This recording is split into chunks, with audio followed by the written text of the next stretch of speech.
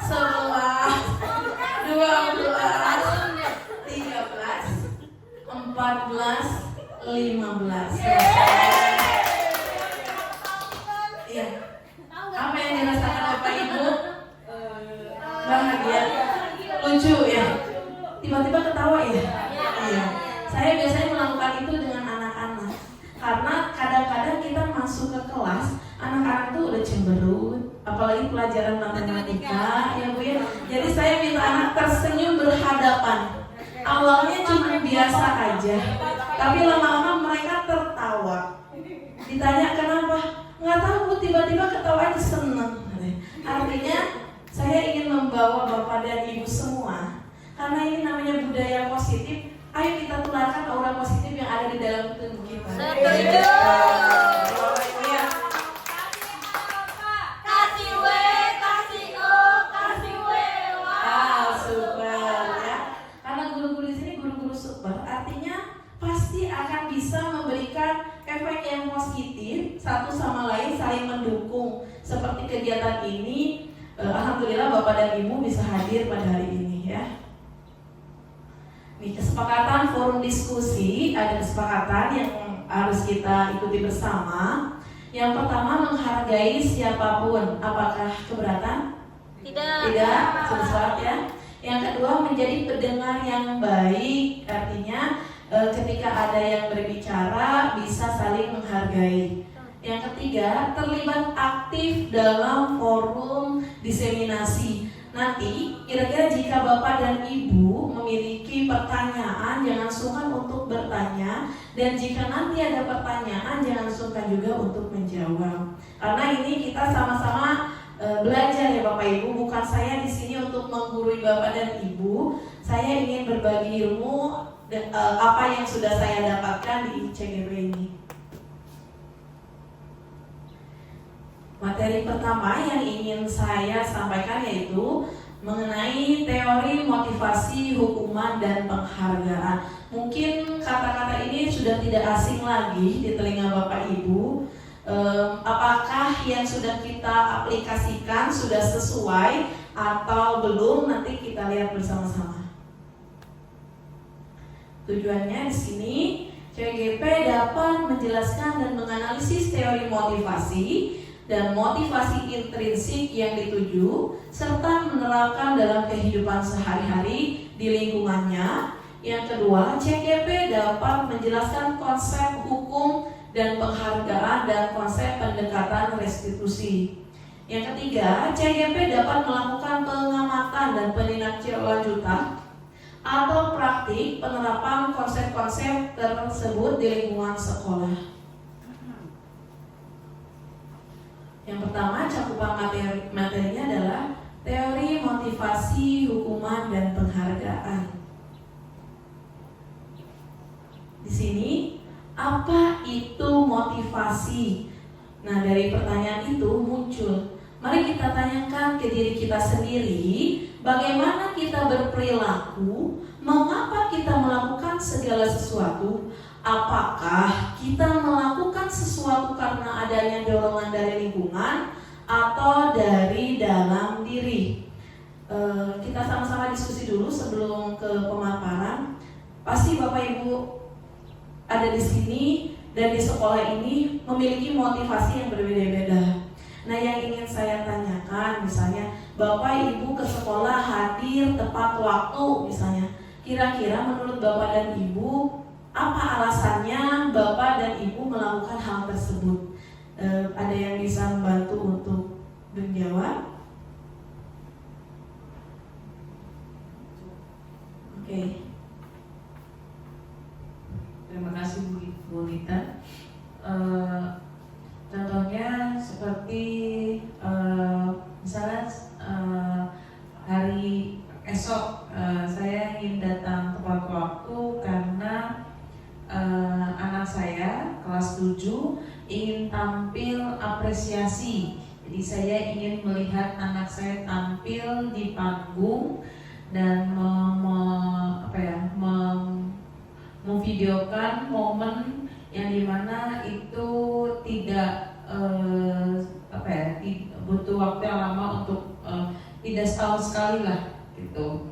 Itu keinginan saya untuk datang pagi seperti itu contohnya.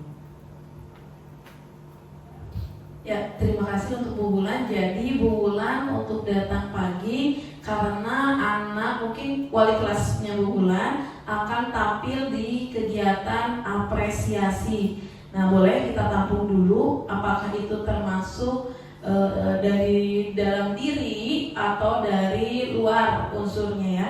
Ada lagi mungkin yang ingin menambahkan motivasi Bapak dan Ibu hadir pada pagi hari di sekolah. Ya, Bu Kokom.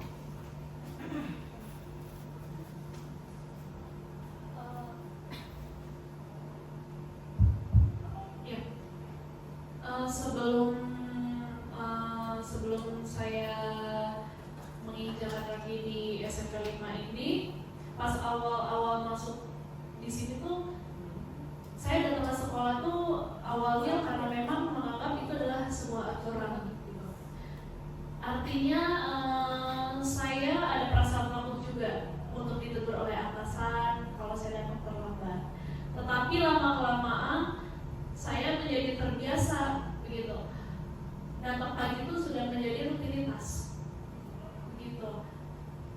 Jadi saya motivasi saya datang ke sekolah itu seperti itu. Memang awalnya yaitu supaya saya tidak dimarahi oleh atasan atau kepala sekolah, dan lama-lama itu menjadi suatu kebiasaan gitu. Saya datang tepat waktu ke sekolah. Terpaksa atau tidak Ibu? Tidak. Lama-lama tidak terpaksa. Lama-lama tidak terpaksa. Baik, terima kasih untuk Ibu Kokom. Kalau Ibu Kokom tadi katanya datang awalnya mungkin pagi-pagi karena ada aturan. Awalnya takut dimarahin mungkin oleh atasan karena datang terlambat, tapi tetap mengikuti aturan. Tapi lama-kelamaan sudah terbiasa dan menjadi tanggung jawabnya Bu Kokom ya Bu Emma. Jadi tidak ada rasa terpaksa ya Bapak Ibu.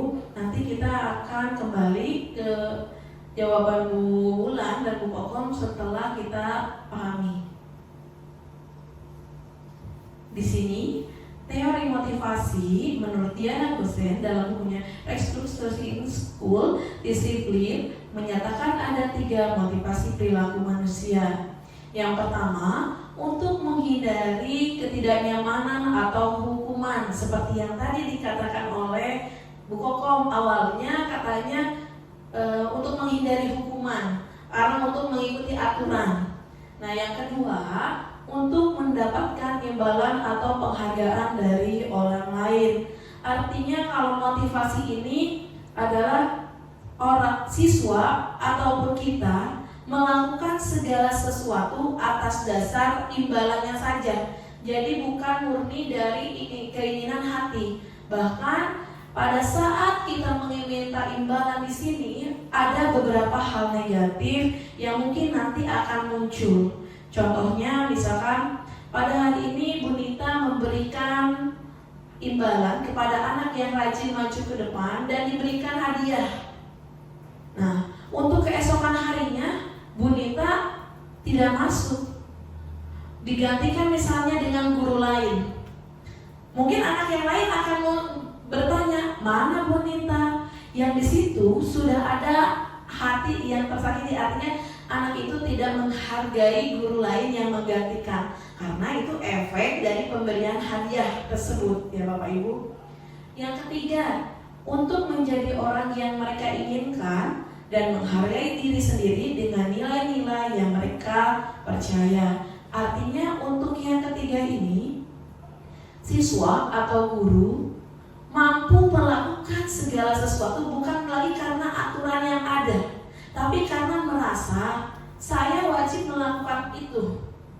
Ketika kita memiliki hak, maka kita juga harus melakukan kewajiban kita tanpa adanya paksaan dari pihak-pihak lain. Jadi motivasi yang paling tinggi di sini ada di nomor 3. Menurut Bapak dan Ibu, ketika kita di sini yang pertama untuk menghindari ketidaknyamanan, apakah termasuk motivasinya ekstrinsik atau intrinsik? Ekstrinsik itu artinya motivasi yang bukan dari dalam diri kita, artinya dari luar. Kalau intrinsik itu adalah motivasi yang ada dari dalam diri kita dan kita sadar melakukan itu ada hal baik untuk diri kita. Untuk nomor 1 dan 2 dan kemudian 3, adakah yang bisa memberikan pandangannya? Ya, Bu Nia. Terima kasih Bu Nita atas kesempatannya, mencoba menjawab Bu Nita. Semoga nanti diberi pencerahan lagi oleh Bu Nita ya. Menurut saya untuk poin nomor 1 dan 2, yaitu menghindari ketidaknyamanan atau hukuman, itu ekstrinsik. Kemudian yang kedua, untuk mendapatkan imbalan atau penghargaan dari orang lain juga itu ekstrinsik. Alasannya hukuman itu kan bukan dari dalam hati ya, yang membuat aturan dan hukuman itu orang lain atau lembaga. Nah itu menurut saya itu eksternal, jadi karena takut hukuman atau apa, dan akhirnya kita melakukan hal tersebut gitu, namanya ekstrinsik. Kemudian untuk mendapatkan imbalan juga kan berasal dari orang lain, penghargaan dari orang lain, makanya itu menurut saya itu ekstrinsik, bukan dari dalam diri kita sendiri, tapi karena orang lain. Seperti itu. Ya, kasih apa? Kasih W, kasih O, kasih W. Wow, super. Ya, betul sekali ya. Yang tadi sudah dipaparkan oleh Ibu Mia, yang pertama dan kedua merupakan motivasi ekstrinsik. Kita lihat di slide selanjutnya. Ya, betul ya. Karena yang pertama ini dia takut akan aturan. Aturan itu kan di luar ya, berarti ekstrinsik. Yang kedua itu adalah imbalan juga dari luar, dari pihak lain, bukan dari dalam dirinya, maka itu dikatakan ekstrinsik. Yang ketiga itu adalah baru intrinsik, artinya seseorang sudah paham nilai-nilai yang mereka percaya. Mungkin karena saya punya nilai tanggung jawab yang tinggi, rasa disiplin yang tinggi, saling menghargai, makanya anak tersebut memiliki motivasi intrinsik. Dari ketiga hal ini, yang paling baik adalah yang nomor 3. Artinya, anak memiliki motivasi intrinsik. Di sini diajarkan anak berani untuk mencoba melakukan hal apapun. Jadi anak kalau salah itu ya biarkan saja, karena mungkin yang namanya kesalahan siswa adalah keberhasilan yang masih tertunda. Jangan kita batasi karena yang pintar-pintar saja yang maju. Anak yang biasa dapat poin, paling dia lagi yang maju. Saya tidaklah, karena saya mah udahlah salah, takut. Padahal rasa takutnya itu belum tentu benar. Itu hanya opini dia sendiri, belum melakukan. Nah, di sini yang diharapkan adalah anak memiliki motivasi intrinsik dari dalam dirinya. hukuman dan penghargaan dibagi dua. Yang pertama, konsep disiplin dengan identitas gagal. Kedua, konsep disiplin dengan identitas sukses.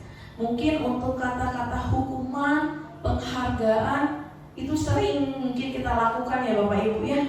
Hukuman, apakah pernah Bapak dan Ibu meminta anak atau melakukan sesuatu terhadap anak tanpa menanyakan segala sesuatunya terlebih dahulu? Pernah atau tidak Bapak Ibu?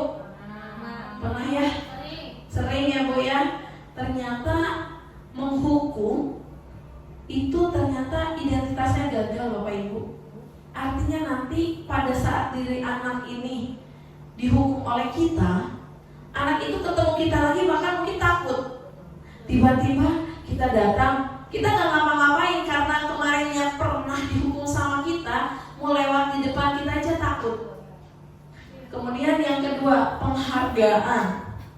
Kadang-kadang kita memberi penghargaan terhadap anak itu mungkin pengennya untuk memotivasi anak, tapi pada kenyataannya ada hal-hal yang kurang baik yang muncul di belakangan.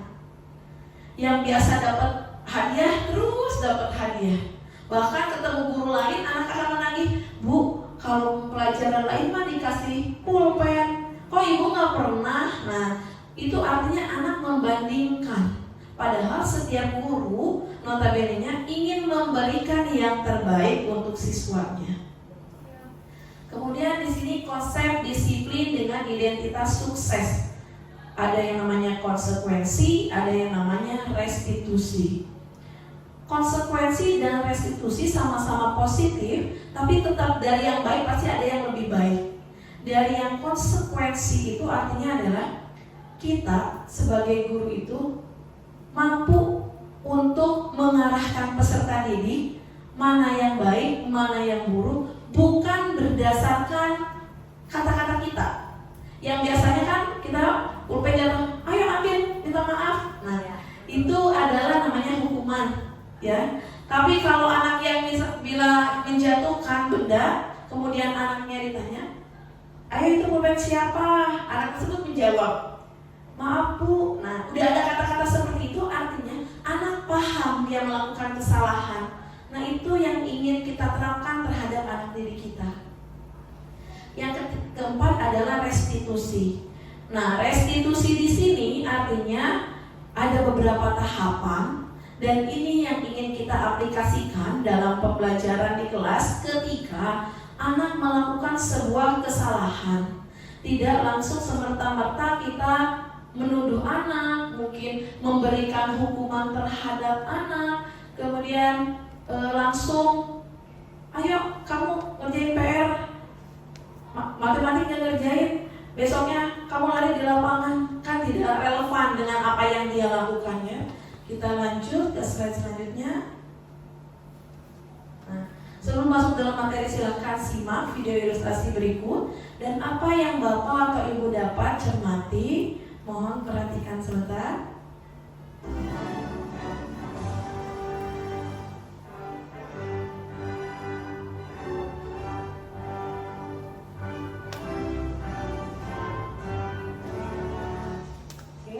Kamu tahu salah apa? Iya Bu, maaf, tapi saya ketinggalan. Ketinggalan terus. Lain kali dibawa topinya supaya kamu gak kepanasan. Sudah sana, berdiri di lapangan. Hormati tiang bendera selama 15 menit.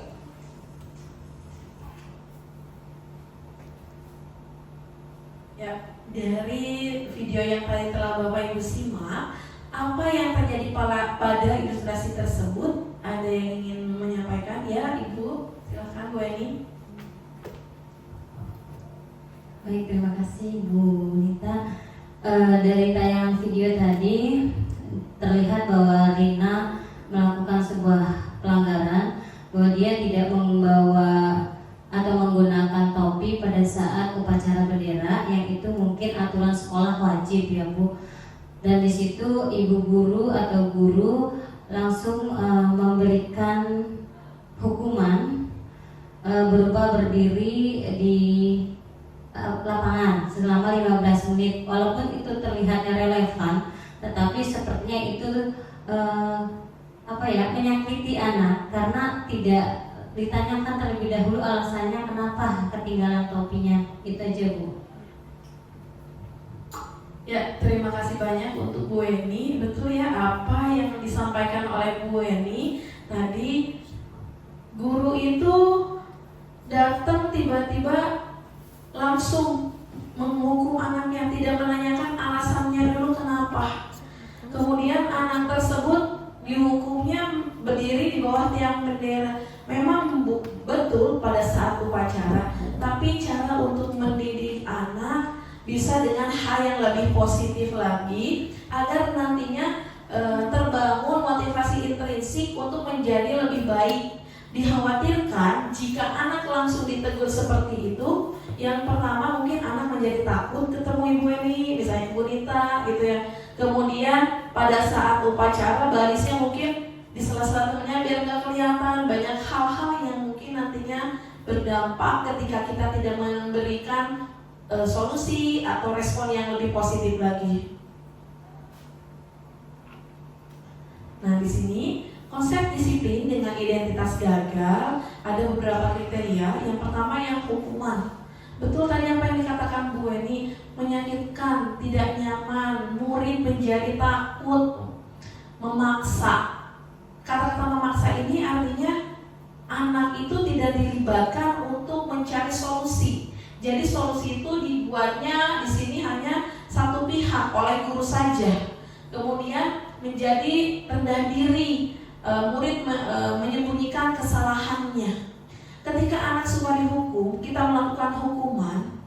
Terkadang kita untuk mencari nilai positif kejujurannya saja sulit.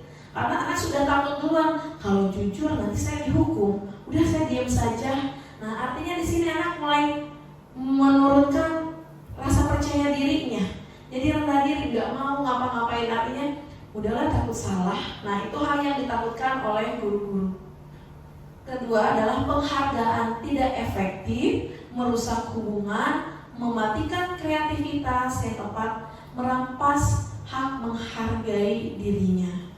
Yang dimaksud penghargaan di sini, Bapak Ibu, yang tadi sudah diberikan contoh, anak datang ke sekolah, belajar di kelas, datang ke kelas, mau maju ke depan, mengharapkan imbalan dari bapak atau ibu yang memberikan hadiah. Padahal awalnya bapak dan ibu guru memberikan sesuatu itu untuk memotivasi. Ternyata memiliki efek domino untuk pelajaran lain, mungkin guru lain. Nah, itu yang dikhawatirkan. Selanjutnya ada video selanjutnya. Silakan simak dan apakah yang bapak dan ibu tangkap dari video tersebut.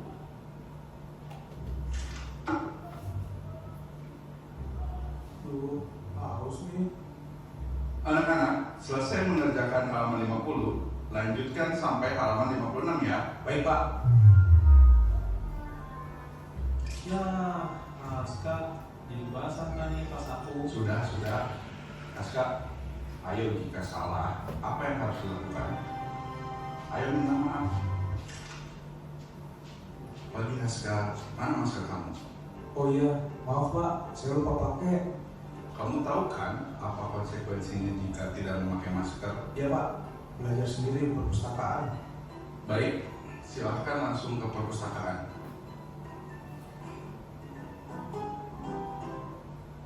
Ya, dari dua simulasi video tersebut, adakah yang ingin menanggapi dari simulasi tersebut? Ya, Bu Indah.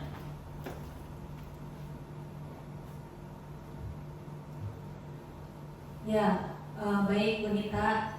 Dari video tadi, kasus yang pertama itu kan yang numpain air, kemudian kena tas temennya. Ya, betul. Nah, kalau itu menurut saya oleh bapak gurunya Bu ya, Termasuk hukuman atau apa Ibu?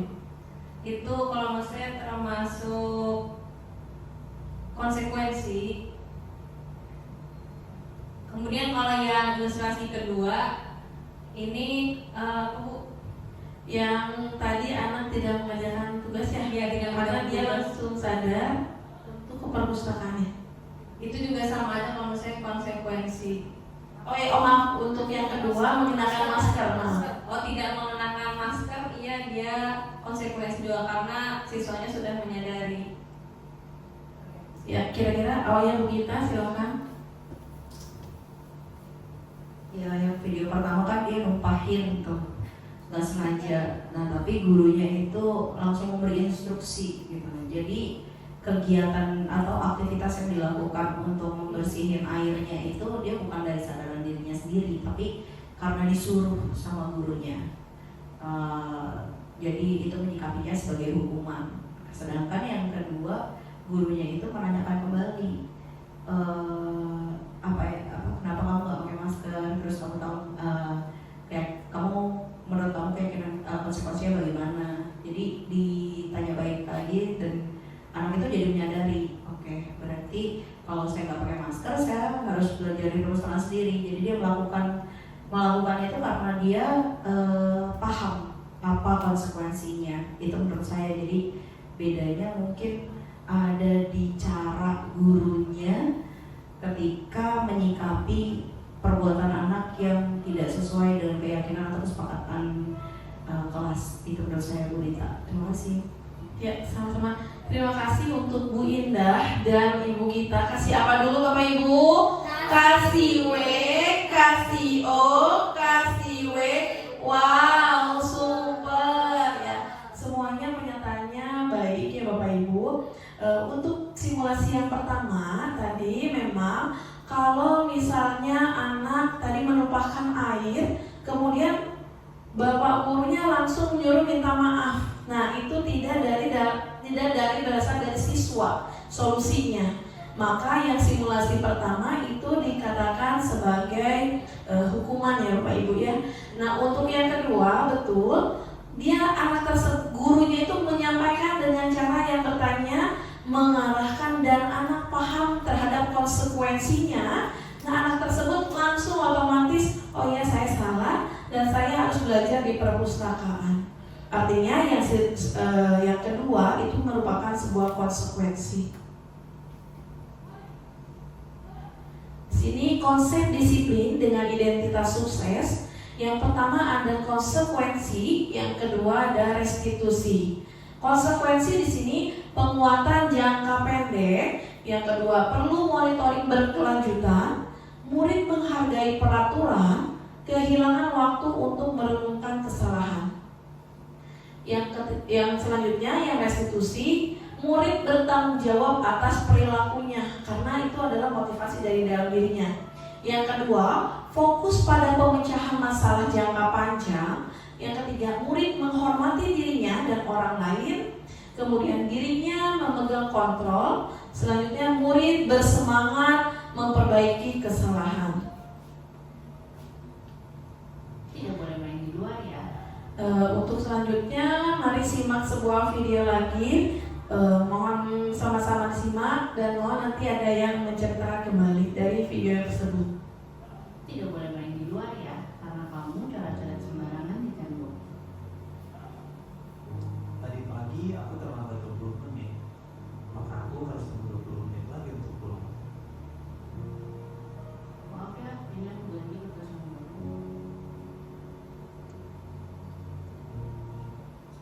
Nah, di sini berdasarkan ilustrasi tersebut ada video A, B, dan C. Manakah yang termasuk hukuman, konsekuensi, atau restitusi? Boleh Bapak Ibu, ada yang mau jawab? Oh iya, silakan Ibu Bulan. Oke, baik Bu Nita. Tadi ada 3 video ya Bu Nita ya. Video A yang tadi anaknya mencoret-coret dinding, maka dia tidak boleh bermain di luar. Untuk video A, kalau menurut saya itu hukuman. Terus untuk video B itu yang dia datang ke sekolah terlambat 20 menit, lalu dia pulang juga terlambat 20 menit. Kalau menurut saya itu konsekuensi. Dan video C ini ada 2 orang siswa. siswa perempuan yang dimana bukunya disobek sama temannya, dan ini termasuk video restitusi. Itu menurut saya wanita. Baik, terima kasih. Mungkin ada tambahan dari Bapak Ibu guru yang lain? Gimana Bapak Ibu yang lain? Sama? Ya, betul ya Bapak Ibu ya. Tadi dari simulasi yang pertama itu merupakan hukuman, anak yang mencoret-coret langsung diinikan sama orang tuanya ya Bapak Ibu. Yang kedua itu yang namanya konsekuensi, artinya ada sebab dan ada akibatnya, anak tersebut paham. Yang ketiga adalah restitusi, dari tahapan tersebut anak mengetahui kesalahannya dan anak mampu membuat hal baik, menggantikan. Nah itu udah muncul nilai-nilai atau motivasi intrinsik dari dalam dirinya. Di sini ada beberapa pernyataan. Mari kita jawab bersama-sama Bapak Ibu. Apakah termasuk hukuman atau konsekuensi? Yang pertama, mencatat 100 kali di dalam buku kalimat saya tidak akan terlambat lagi karena terlambat sekolah. Menurut Bapak dan Ibu, ini kira-kira hukuman atau konsekuensi? Ya, apa Bapak Ibu? Hukuman. Kenapa Bapak Ibu? Tidak relevan. Ya, tidak relevan ya. Ternyata dia di sini kan dia terlambat. Disuruhnya nulis 100 kali, kurang relevan dengan apa yang dia lakukan. Ya, betul ya, nomor 1 itu ada hukuman. Selanjutnya nomor 2, menggantikan kertas tugas teman yang telah dicoret-coret. Kira-kira apa Bapak Ibu? Apa? Konsekuensi. Dari kata-kata yang mana konsekuensinya Bapak Ibu? Kertas dicoret-coret. Menggantikan. Jadi dia menggantikan kertas lagi. Ya, betul Bu Weni, tadi yang dikatakan Bu Weni. Anak itu mencoret-coret kertas dan digantikan lagi kertasnya. Itu relevan ya. Apa yang dia rusak dan itu yang dia kembalikan. Betul ya. Yang ketiga, membersihkan WC sekolah karena mematahkan pensil kawannya. Kira-kira apa ini? Hukuman ya. Mematahkan pensil, bersihnya WC, kurang, tidak relevan ya. Selanjutnya, betul. Nomor 4, berdiri di depan kelas sambil mengangkat kaki satu karena tidak bisa menjawab pertanyaan. Hukuman, tidak bisa menjawab, harusnya diberikan kesempatan menjawab lagi. Jangan diberi hukuman untuk berdiri. Ya betul. Yang kelima, membersihkan tumpahan air di meja tulis karena tersenggol pada saat belajar. Kalau ini apa Bapak Ibu? Ya, konsekuensi. Artinya ketika dia menumpahkan, tidak sengaja menyenggol air dan tumpah, anak itu konsekuensinya yang membersihkannya. Relevan ya Bapak Ibu? Betul ya? Kesimpulannya di sini, pentingnya setiap murid memiliki motivasi intrinsik, dorongan yang berasal dari dalam diri seorang untuk melakukan sesuatu karena minat pribadi, rasa puas, atau keinginan untuk belajar dan berkembang, bukan karena tekanan ekstrinsik atau imbalan materi.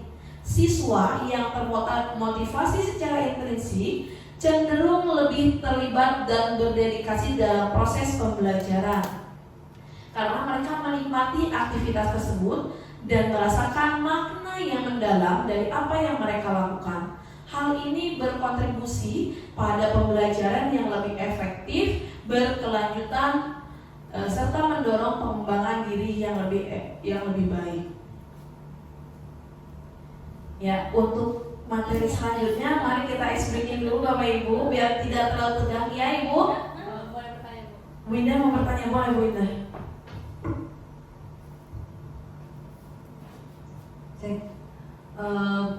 Bu Nita, saya izin bertanya ya. Iya. Kan tadi itu lebih kepada di kesimpulannya katanya kalau yang termotivasi secara intrinsik itu lebih apa ya? Lebih mendalam lagi daripada motivasi ekstrinsik. Nah, pertanyaan pertanyaan saya, bagaimana cara menumbuhkan motivasi intrinsik pada anak gitu. Kalau menurut saya ya Ibu ya, yang pertama kita memberikan kesempatan kepada anak untuk menumbuhkan motivasi intrinsik, tidak membeda-bedakan anak. Mungkin kalau di dalam kelas kita melihat ada siswa yang kurang aktif, kita ajak, kita tanyakan baik-baik. Kalau anaknya malu, jangan bertanya pada saat di ruang besar, tapi kita mendekat kepada anak tersebut. Mungkin apa yang kurang paham atau itu untuk memunculkan motivasinya. Nah, lingkungan sekitar di dalam kelas pun bisa saling memotivasi. Artinya semua anak di kelas ini adalah anak yang pintar, anak yang hebat. Gurunya sama. Yang membedakan adalah rasa di dalam dirinya, semangatnya. Yang tadi adalah ada yang namanya restitusi. Restitusi itu salah satu caranya, Bu. Nanti pada saat anak mungkin kurang bisa atau apa, kita jangan menjudge anak nggak bisa. Tanyakan dulu apa yang mungkin dari kita cara mengajarnya kurang, atau mungkin dari anak yang mungkin pelajarannya terlalu tinggi mungkin untuk dia. Nah, itu kita tanyakan, kita dekati dengan cara yang restitusi tadi, Bu. Terima kasih. Gimana, Bu Indah? Ya baik, cukup Bu Nita, terima kasih. Ya, sama-sama. Biar segar. Ya, Bu Mia, silakan Bu Mia, kamu Mia. Mau nanya sedikit Bu Nita, menurut pendapat Bu Nita, motivasi intrinsik itu ada nggak sih kaitannya dengan meningkatkan hasil belajar siswa? Karena kan kita di sekolah di sini memang sebetulnya karakternya harus baik ya untuk supaya lebih baik itu karakternya. Tapi kan di lain sisi kita guru mata pelajaran kan menginginkan murid kita itu mendapatkan nilai bagus ya Bu Nita ya. Kira-kira ada nggak sih kaitannya menurut Bu Nita antara motivasi intrinsik dengan hasil belajar? Terima kasih. Ya, terima kasih untuk Bu Mia untuk pertanyaannya. Apakah ada kaitannya motivasi intrinsik dengan hasil belajar ya Bu Mia ya? Kalau menurut saya ada, Bu Mia. Ketika anak sudah paham dan memiliki motivasi dalam dirinya dan tanggung jawab terhadap pembelajaran, anak itu akan sungguh-sungguh dalam proses pembelajaran karena dia tahu apa yang dia lakukan itu memang benar-benar ada hal yang baik nanti akan dilakukan. Contohnya ketika kita serius belajar, memperhatikan guru, kita akan paham. Tapi beda dengan halnya cuma datang ke sekolah karena memang jamnya waktunya sekolah, tidak memiliki embel-embel saya tahu saya di sekolah untuk belajar, untuk menambah wawasan. Nah, di situ hasilnya akan berbeda. Ketika anak motivasinya tinggi, artinya pasti pada nilai hasilnya pun nanti akan baik. Nah, motivasi intrinsik ini butuh bantuan juga dari lingkungan. Contohnya ketika orang tuanya pulang sekolah nggak bertanya apa-apa, anak cuma sibuk dengan handphone, orang tua sibuk dengan handphone. Nah, itu juga untuk menambahkan motivasi intrinsiknya kurang, rasa percaya dirinya kurang. Nah, kita harus sama-sama memberikan motivasi terhadap anak sebagai apresiasi, bukan sebagai hadiah ya Bu ya. Apresiasi untuk anak, kalau sudah berhasil tidak apa-apa diberikan apresiasi, boleh tepuk tangan. Nah, gitu ya Bu ya. Jadi kalau menurut saya ada hubungannya Ibu. Gimana Bu Mia? Sama-sama Bu Mia. Gimana Bapak Bu? Speaking dulu sebentar ya. Biar segar. Boleh berdiri semua Bapak Ibu. Boleh mengikuti gerakannya.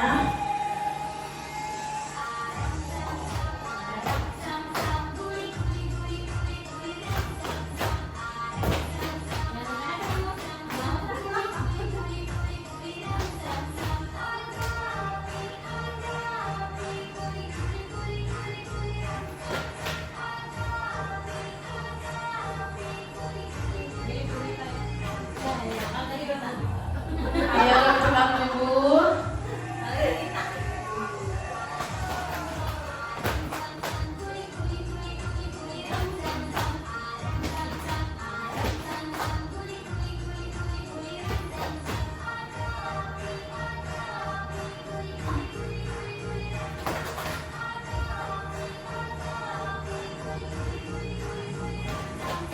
Lebih cepat lagi.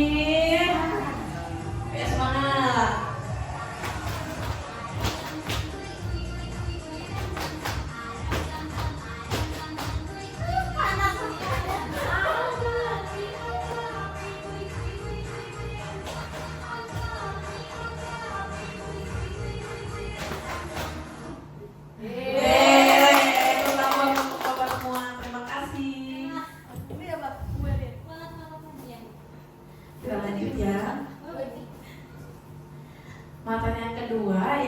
ini mengenai keyakinan kelas.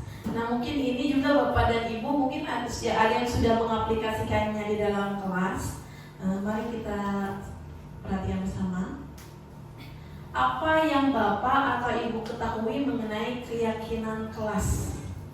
Gak apa-apa Bapak Ibu silakan berkomentar menurut Bapak dan Ibu seperti apa. Nanti kita pelajari bersama-sama. Silakan. Keyakinan kelas itu sepertinya mirip dengan peraturan kelas. Menurut saya begitu, Bu Rita. Ya, menurut Bu kita mirip dengan peraturan kelas. Ada lagi mungkin? Ya, Bu Bulan. Kalau menurut saya keyakinan kelas itu kayak kesepakatan yang dibuat oleh murid yang ada di dalam kelas. Ya. Menurut Bu Bulan, keyakinan kelas itu adalah kesepakatan yang dibuat oleh murid-murid di dalam kelas. Nah, mari nanti setelah ini kita lihat apakah pernyataan tersebut sesuai atau tidak ya. Nah, penerapan budaya positif dengan membuat keyakinan kelas. Keyakinan kelas merupakan sebuah nilai-nilai kebajikan universal yang telah disepakati secara tersirat dan tersurat, lepas dari adanya latar belakang suku, negara, bahasa maupun agama. Keyakinan kelas dibuat secara bersama-sama dengan seluruh siswa yang mempunyai nilai-nilai kebajikan yang dapat dipercaya dan disepakati bersama. Berarti tadi apa yang dikatakan oleh Bu Bulan bahwa nilai keyakinan kelas itu dibuat bersama-sama oleh anak-anak di kelas itu sudah betul ya Ibu ya. Artinya itu sudah termasuk ke dalam keyakinan kelas.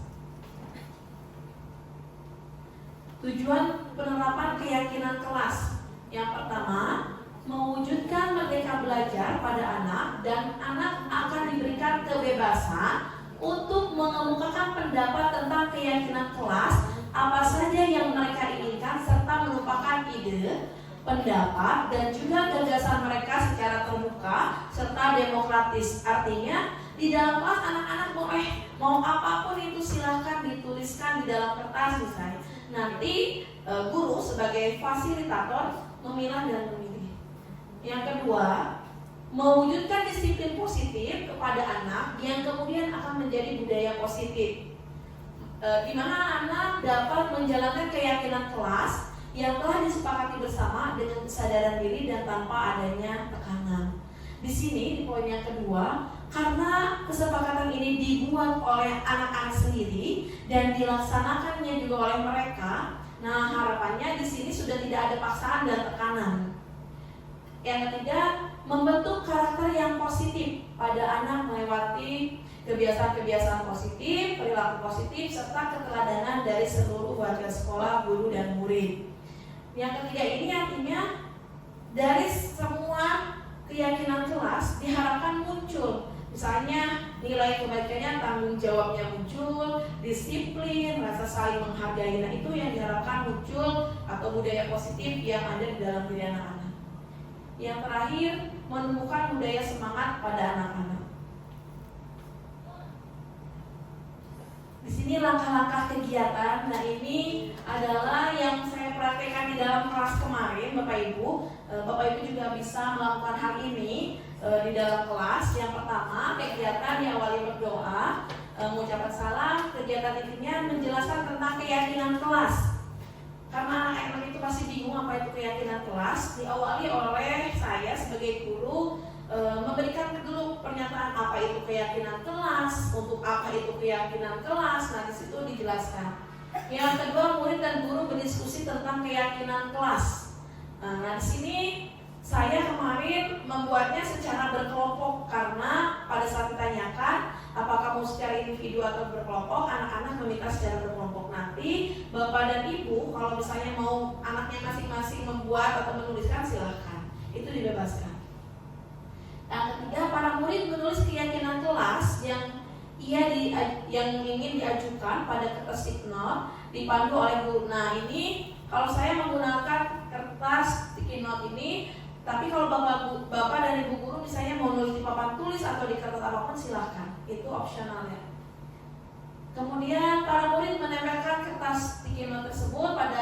tulis, murid dan guru memilah pernyataan positif dan negatif. Nah, di sini yang namanya keyakinan kelas mengenai budaya positif ini diharapkan memunculkan rasa memiliki, kemudian anak nyaman, dan apa yang dilihatnya berdampak positif. Maka digunakanlah kata-kata atau kalimat-kalimat yang positif, tidak yang bermakna negatif atau negasi. Yang selanjutnya, murid dan guru menyepakati pernyataan keyakinan kelas. Jangan lupa ketika setelah anak-anak semua merubah dari kalimat negatif ke kalimat positif, kemudian menyetujuinya, dibacakan kembali dan disetujui bersama-sama agar anak-anak merasa bertanggung jawab atas apa yang mereka diskusikan. Yang terakhir, guru memberikan refleksi atau atas terbentuknya keyakinan kelas. Nah, ini dokumentasi kegiatan saya pada saat di kelas. Di awal saya di sini memberitahu kepada anak-anak mengenai apa itu keyakinan kelas. Mereka menginginkan kelas impian yang seperti apa, misalnya nggak ribut atau gimana, silakan semua anak boleh. Yang kedua, di sini berdiskusi mengenai keyakinan kelas. Anak-anak berdiskusi dari semua yang mereka inginkan, apa sebenarnya yang ingin menjadi tujuan mereka dan ingin kelas yang seperti apa. Selanjutnya, menempelkan hasil diskusi keyakinan kelas. Mereka menempelkan di sini. Baru setelah itu, nah di sini ada keyakinan kelas. Di sini masih dalam bentuk kata-katanya masih ada yang negatif. Nah, kami bersama anak-anak merubah menjadi kalimat positif. Contohnya, asalnya di sini tidak boleh buang sampah di kolong meja. Nah, kalimat positifnya anak-anak membuang sampah pada tempatnya. Artinya mereka merubah dari kata kalimat yang negatif menjadi kalimat yang positif. Ternyata dari seluruh yang telah anak tulis, ada beberapa yang sama. Nah, kalau ada yang sama, kita cukup tuliskan satu saja karena sudah mencakup. Nah, nanti kemarin ada tulisan yang anak minta, Bu, pengen kelas yang ada mau pasang AC. Nah, ya, itu memang kesepakatan. Tapi apakah itu dapat direalisasikan atau tidak? Nah, itu guru tugasnya di situ. Tidak semua yang anak inginkan kita kabulkan. Yang bisa kita pilih dan pilih, nah itu yang boleh diajukan dan kita ibaratnya kita setujui bersama-sama. Nah, yang kemarin karena minta AC, tapi karena khawatirnya nanti ada dampak listriknya naik malah mati ya, kita sepakati tidak ditulis yang itu ya.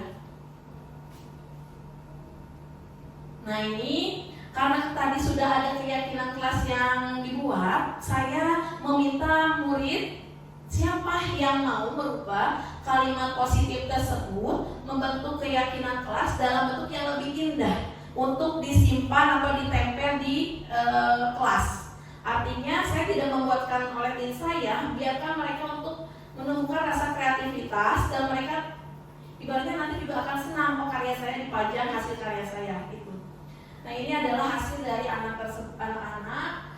Yang pertama, saling menghargai, lingkungan lebih positif, izin jika ada keperluan, disiplin dalam pembelajaran, partisipasi dan kerjasama, kemudian menyenangkan, pengen kelas yang menyenangkan.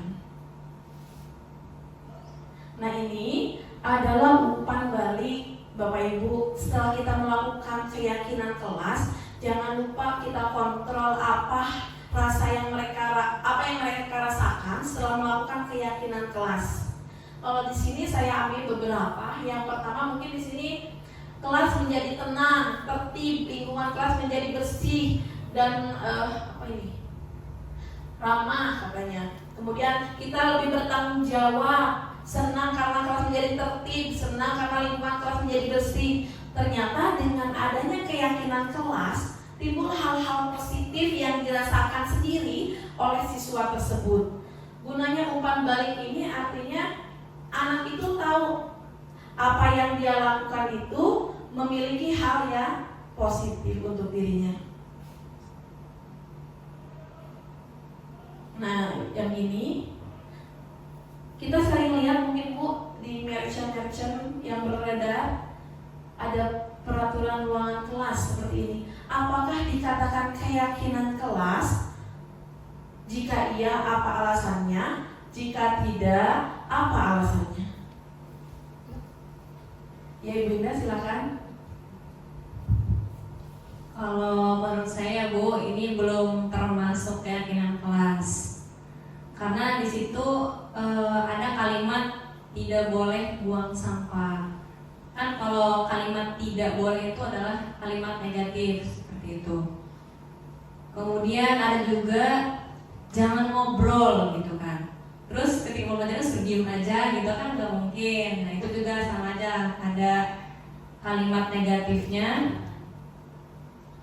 Kemudian udah itu, jadi mungkin kalau yang dua kalimat itu aja sih yang belum termasuk. Yang lain gimana? Sepakat? Ya, sepakat ya. Yang ini bukan merupakan keyakinan kelas karena di sini masih ada kalimat negatifnya. Ketika ini ingin kita rubah menjadi keyakinan kelas bisa saja, tapi kalimat negatif yang ada dirubah menjadi kalimat yang lebih positif. Itu ya Bapak Ibu ya. Selanjutnya untuk materi yang ketiga, kita langsung saja ya Bapak Ibu. Di sini ada yang namanya segitiga restitusi. Tujuan pembelajarannya, CGP dapat mempraktikkan pemahaman mereka tentang penerapan segitiga restitusi dengan murid di sekolahnya. Bagaimana cara Bapak Ibu menyikapi peserta didik yang memakai kaos kaki hitam saat upacara hari Senin? Kira-kira menurut Bapak dan Ibu, pada saat upacara ada yang menggunakan kaos kaki hitam, apa yang akan Bapak Ibu lakukan? Iya Ibu Kokom? Ya, karena ini sering, kalau yang pernah saya lihat itu tidak sekali dua kali ya anak memakai kaos kaki hitam saat upacara hari Senin. Biasanya saya langsung memisahkan anak itu dari barisannya gitu loh. Langsung dipisahkan ya Bu ya. Yang lain? Sudah? Oh ya Bu Mia. Lanjut. Kalau saya melihat ada anak yang memakai kaos kaki hitam, sebenarnya saya tanya dulu kenapa alasannya. Kalau misalnya alasannya masuk akal, ya memakluminya, kemudian meminta untuk berjanji untuk besok harus menggunakan kaos kaki yang benar. Gitu sih. Terima kasih Bu Nita. Ya, sama-sama. Terima kasih untuk Bu Kokom dan Bu Mia. Dari pernyataannya tadi ternyata ada yang dikatakan Bu Mia adalah menanyakan kepada anaknya. Tapi kalau Bu Kokom langsung memisahkan. Artinya kita tahu ya Bu ya, kalau restitusi di sini adalah proses menciptakan kondisi bagi murid untuk memperbaiki kesalahannya sehingga mereka bisa kembali pada kelompok mereka dengan karakter yang lebih kuat. Nah, kalau dari pernyataan yang tadi mungkin kalau Bu Koko masih belum, karena di situ anak langsung dipisahkan, tidak ditanyakan alasannya. Nah, kalau pendapat Bu Mia sudah masuk ke kategori restitusi, menanyakan dulu alasannya. Di sini tahapan segitiga restitusi itu ada 3. Yang pertama, menstabilkan identitas. Yang kedua, validasi tindakan yang salah. Yang ketiga, menanyakan keyakinan. Menstabilkan identitas ini ada beberapa step. Berbuat salah itu tidak apa-apa. Jadi kita memberitahu kepada anak-anak apapun membuat salah itu tidak apa-apa. Kedua, tidak ada manusia yang sempurna. Yang ketiga, saya juga pernah melakukan kesalahan seperti itu. Kita bisa menyelesaikan ini. Maksudnya banyak kata-kata yang digunakan untuk menstabilkan identitas. Validasi tindakan yang salah. Artinya latar belakangnya itu kenapa sih? Padahal kamu bisa melakukan yang lebih buruk dari ini. Tapi dengan tujuan untuk anak tersebut sadar sadar dan anak bisa menjawab sendiri. Kamu patut bangga pada dirimu sendiri karena kamu telah melindungi sesuatu yang penting buatmu. Kamu boleh mempertahankan sikap itu, tapi kamu harus menambahkan sikap yang baru. Sini menanyakan keyakinan, artinya anak diingatkan kembali apa yang kita percaya sebagai kelas atau keluarga, apa nilai-nilai umum yang kita telah sepakati, apa bayangan kita tentang kelas yang ideal. 4. Kamu mau jadi orang yang seperti apa? Itu adalah kata-kata untuk menanyakan keyakinan. Di sini ada satu buah kasus, mari kita cermati bersama-sama, Bapak Ibu. Boleh langsung dibacakan? Langsung dibacakan saja ya? Boleh ya? Pak Joko, Mario, Adi, Bapak tadi dengar laporan dari guru piket di kantin.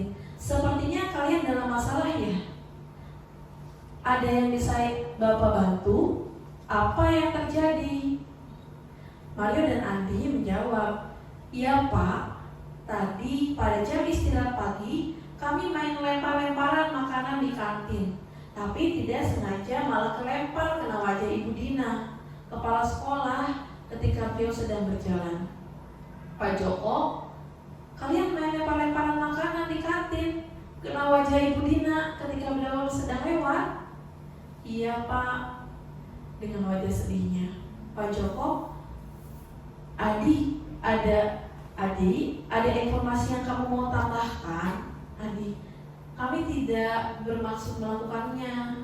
Tapi Pak Joko jawab, tapi kami tidak sengaja. Menurut Adi. Pak Joko, apakah kalian tahu kalau kalian berada dalam masalah sekarang? Mario dan Adi, iya.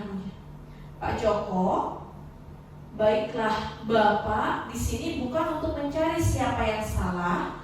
Bapak di sini untuk mencari penyelesaian, sama-sama berpikir sama-sama tentang apa yang bisa kita lakukan untuk memperbaiki situasi ini. Kalian pasti melakukan itu ada alasannya. Pasti seru ya main lempar-lemparan makanan begitu. Maria dan Andi menjawab, iya Pak. Pak Joko pun menjawab, iya, Bapak bisa melihat kalian merasa senang melakukannya. Tetapi yang kalian lakukan merugikan orang lain, sehingga sekarang kalian dalam masalah. Maria dan Andi pun menjawab, iya Pak. Pak Joko bertanya lagi, sekarang mari kita bicara tentang keyakinan kelas dan keyakinan sekolah kita. Apa yang kita percaya, yang mana yang kalian belum tunjukkan? Mario, kita harus bersikap baik satu sama lain. Andi pun menjawab, menghormati orang lain dan menghormati dirimu sendiri. Pak Joko, kalian berdua ingat dengan baik keyakinan kelas kita. Kita kembali pada ketika kalian main lempar-lemparan makanan dan mengenai Ibu Dina. Apakah ketika kalian melakukan itu, kalian menghormati orang lain dan lingkungan? Jawaban mereka adalah tidak. Pak Joko, tapi kalian mendapatkan rasa senang. Menurut Bapak, ada cara untuk mendapatkan rasa senang tanpa merugikan orang lain. Bagaimana menurut kalian? Mereka pun menjawab, iya Pak. Pak Joko lanjut, nah sekarang mari kita selalu mengindahkan keyakinan kelas kita. Besok kita ke kantin dan kalian bisa berperilaku lebih baik lagi. Ya. Menurut Bapak dan Ibu, nomor 1, apa saja tahapan segitiga restitusi yang diterapkan? Yang kedua, apa yang dikatakan guru dalam tahapan-tahapan tersebut? Silakan Bapak Ibu. Ya, Bu Koko. Berdasarkan kasus yang tadi, yang ini ya, Pak Joko, Mario dan Adi, di sini Pak Joko sudah menerapkan tiga tahapan segitiga restitusi, di mana untuk yang tahapan pertama yaitu menstabilkan identitas. Di sini di dialog yang pertama ya, menurut saya terdapat pada dialog yang pertama di di situ Mario, Adi, Bapak tadi dengar laporan dari guru piket di kantin. Sepertinya kalian dalam masalah ya. Ada yang bisa bantu? Apa yang terjadi? Nah itu menurut saya itu. Lalu yang tahapan kedua yang menstabilkan identitas, di mana guru itu Pak Joko ini tidak mencari siapa yang salah. Nah ini tercantum dengan jelas pada dialog. Baiklah, Bapak di sini bukan untuk mencari siapa yang salah, Bapak di sini untuk mencari penyelesaian sama-sama. Dan jelas juga terdapat kalimat, kalian pasti melakukan itu ada alasannya ya. Pasti seru ya main lempar-lemparan makanan begitu. Untuk tahapan yang terakhir yaitu menanyakan keyakinan, di mana Pak Joko memfasilitasi Adi dan Mario untuk mengingat keyakinan kelas mereka. Di sini Pak Joko mengatakan kalian berdua ingat dengan baik keyakinan kelas itu. Ya sebelumnya ada juga. Sekarang mari kita bicara tentang keyakinan kelas dan keyakinan sekolah kita. Apa yang kita percaya, yang mana yang kalian belum tunjukkan. Dan sampai selesai itu Pak Joko menggiring atau fasilitasi Mario dan Adi untuk kembali lagi mengingat keyakinan kelasnya dan mencari solusinya bersama. Gitu. Ya, terima kasih Bu Kokom. Kasih apa buat Bu Kokom? Kasih W, kasih O, kasih W. Wow, super ya. Apa yang tadi dikatakan oleh Bu Kokom sangat tepat dan sudah bisa menganalisis. Ternyata memang sudah ada ketiga-tiganya tahapan dari restitusi ya Bu Kokom ya. Terima kasih. Selanjutnya di sini saya ingin meminta satu orang saja untuk merefleksikan bagaimana perasaan Bapak dan Ibu setelah mengikuti diseminasi pada hari ini. Kemudian yang kedua, apa tindak lanjut yang akan Bapak dan Ibu lakukan untuk mengimplementasikan budaya positif di sekolah? Baik Bu Gita. Izin menyampaikan refleksi saya. Jadi perasaan saya setelah mengikuti diseminasi hari ini sangat tercerahkan. Yang tadinya agak mendung Bu Nita. Saya sering, jujur aja, saya sering kasih penghargaan dan ternyata malah mematikan kreativitas anak. Jadi dan tindak lanjutnya setelah mengikuti diseminasi ini saya akan mencoba mengimplementasikan budaya positif, salah satunya restitusi tadi, kemudian menumbuhkan motivasi intrinsik untuk anak-anak didik saya. Terima kasih Bu Nita ilmunya. Sama-sama untuk Bapak Ibu, terima kasih semuanya yang telah hadir. Boleh tepuk tangan untuk Bapak Ibu semua. Ya, alhamdulillah kegiatan diseminasi hari ini telah selesai. Saya ucapkan terima kasih banyak. Mudah-mudahan ada sedikitnya yang bisa Bapak Ibu aplikasikan dalam proses pembelajaran. Harapannya kita sama-sama mendidik peserta didik kita untuk menjadi anak yang baik dan memiliki nilai-nilai motivasi yang baik dan bisa diaplikasikan oleh mereka di sekolah maupun di lingkungannya. Terima kasih. Mari kita tutup acara ini